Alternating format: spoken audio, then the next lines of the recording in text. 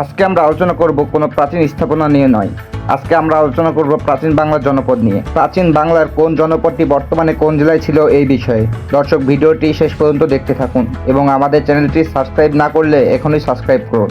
আমাদের আজকের প্রতিবেদনের 1 নম্বরে রয়েছে পুণ্ডনগর। পুণ্ডনগর বৃহত্তর বগুড়া, রাজশাহী, রংপুর ও দিনাজপুর জেলার অংশবিশেষ। প্রাচীন বাংলার জনপদগুলোর মধ্যে অন্যতম হলো পুণ্ড।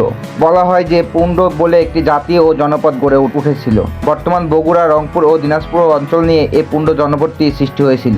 পুণ্ডদের রাজ্যের রাজধানীর নাম ছিল পুণ্ডনগর। বর্তমানকালে এর নাম হয় মহেস্থানগড়। মহেস্থানগড় প্রাচীন পুণ্ডনগরের ধ্বংসাবশেষ বলে পণ্ডিতেরা মনে করেন। প্রাচীন সভ্যতার নিদর্শনের দিক দিয়ে পুণ্ডই ছিল প্রাচীন বাংলার সবচেয়ে সমৃদ্ধ জনপদ। পাথরের চাকতিতে খোদাই করা লিপি একখানে পাওয়া যায়। ধারণা করা হয় বাংলাদেশে প্রাপ্ত এটি প্রাচীনতম শিলালিপি।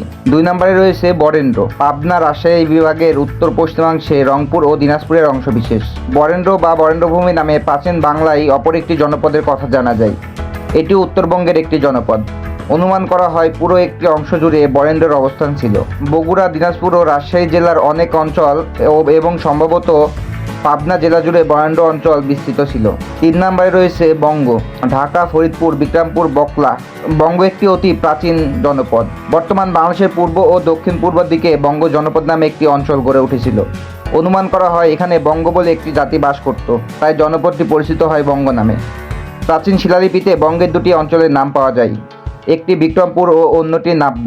বর্তমানে নাব্য বলে কোনো জায়গার অস্তিত্ব নেই। ধারণা করা হয় ফরিদপুর, বাকেরগঞ্জ ও পটুয়াখালীর নিচু জলভূমি এ নাব্য অঞ্চলের অন্তর্ভুক্ত ছিল। প্রাচীন বাংলা জনপদ ছিল খুবই শক্তিশালী অঞ্চল।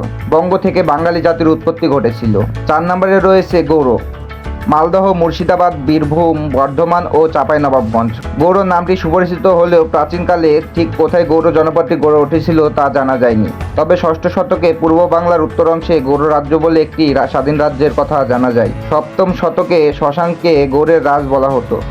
এ সময় গৌড়ের রাজধানী ছিল কর্ণসুবর্ণ। বর্তমান মুর্শিদাবাদ জেলায় ছিল এর অবস্থান।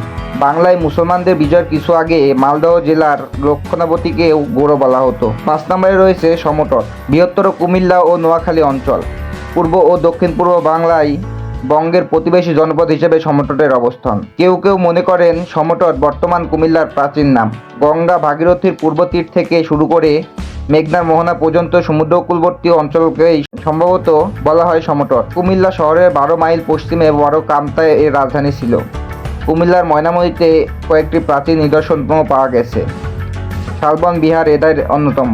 6 নম্বরে রয়েছে রাঢ়। পশ্চিম বাংলার দক্ষিণাঞ্চলের বর্ধমান, বীরভূম, বাঁকুড়া, পারুলিয়া এবং মেদিনীপুর জেলায় এর অবস্থান।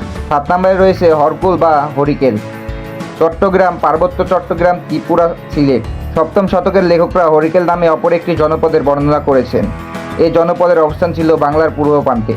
মনে করা হয় আধুনিক সিলেট থেকে চট্টগ্রাম পর্যন্ত এই জনপদ বিস্তৃত ছিল। আমাদের আজকে 8 নম্বরে রয়েছে চন্দ্রদ্বীপ। বরিশাল, বিক্রমপুর, মুন্সিগঞ্জ জেলা ও এর পার্শ্ববর্তী অঞ্চল। প্রাচীন বাংলায় আরও একটি ক্ষুদ্র জনপদের নাম পাওয়া যায়, এটি হলো চন্দ্রদ্বীপ। বর্তমান বরিশাল জেলায় ছিল চন্দ্রদ্বীপের মূল ভূখণ্ড ও প্রাণকেন্দ্র। এই প্রাচীন জনপদটি বালেশ্বর ও মেঘনার মধ্যবর্তী স্থানে অবস্থিত। 9 নম্বরে রয়েছে সপ্তগাঁও। খুলনা এবং সমুদ্র তীরবর্তী অঞ্চলে এর অবস্থান বলে জানা গেছে। 10 নম্বরে রয়েছে তাম্রলিপ্ত। মেদিনীপুর জেলা হরিকেলের দক্ষিণে অবস্থিত তাম্রলিপ্ত জনপদ। বর্তমান মেদিনীপুর জেলার তমল্লুকেই ছিল তাম্রলিপ্তের প্রাণকেন্দ্র। 7ম শতক থেকে এটি দণ্ডভুক্তি নামে পরিচিত হতে থাকে। 11 নম্বরে রয়েছে আরাকান। কক্সবাজার মায়ানমারের কিছু অংশ কর্ণফুলী নদীর দক্ষিণাঞ্চলে এর অবস্থান বলে জানা যায়। 12 নম্বরে রয়েছে সূক্ষ্ম। গঙ্গা ভাগীরথীর পশ্চিম তীরের দক্ষিণ ভূভাগ। আধুনিক মতে বর্ধমানের দক্ষিণাংশে, হুগলির বৃহদাংশে, হাওড়া এবং বীরভূম জেলা নিয়ে সূক্ষ্ম দেশের অবস্থান ছিল বলে জানা গেছে। 13 নম্বরে রয়েছে বিক্রমপুর, মুন্সিগঞ্জ এবং এর পার্শ্ববর্তী অঞ্চল বলে জানা গেছে। 14 নম্বরে রয়েছে বাকেরগঞ্জ। বরিশাল, খুলনা, বাগেরহাট এই অঞ্চলে এর অবস্থান বলে জানা গেছে।